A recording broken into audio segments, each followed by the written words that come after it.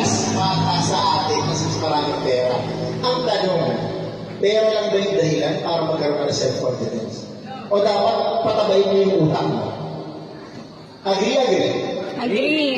Hindi naman po pwedeng marami ng pera pero ang baba ng pag-iisip mo. Tama? So ano dapat kailangan natin gawin? Mag-aral. Iyan kung anong meron ngayon. Tama po?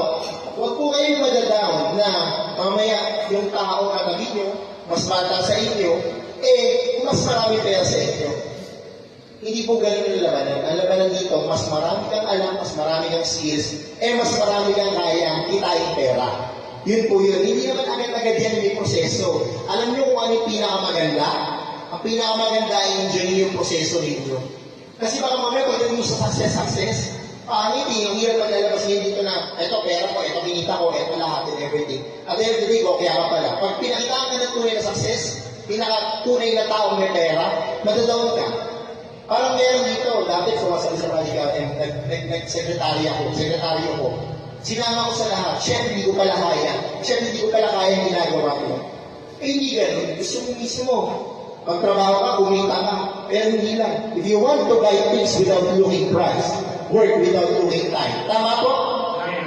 Magtrabaho ka, hindi mo bigyan sa oras, hindi ka 8 oras na. Magtrabaho ka 16 hours, agad kaya mo. 24 hours, agad kaya mo. Pero hindi ko gusto mong bumili ng isang bagay na ayaw mo tignan yung presyo. Magtrabaho ka ng walang oras. Tama? Tama. Sino dito yung mga milyonaryo na? Ito, taas na kamay. Milyonaryo na. Okay, Maria? Yun. Bakit? Dear Lord Fidelio, yung owner ng Villa, by the way, thank you so much po.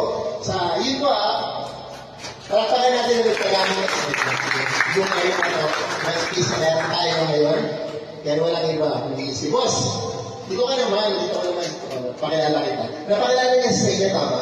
Yes, po. Okay. So, thank you so much, boss, at sa pagpagamit ko kay Chester na area. Actually, kanina madaling hapon lang ako sinatichi. May schedule talaga ako ngayon.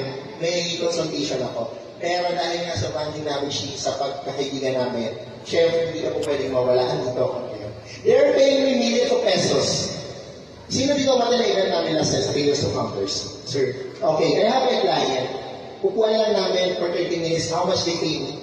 50,000, right? Yun. Because si Chi napakahalaga sa akin ang kaibigan ko, I'm here. Napakahalaga ng oras para sa akin. Tama ba yan? Tama. Tama? Okay, if you want to earn more, tandaan, sa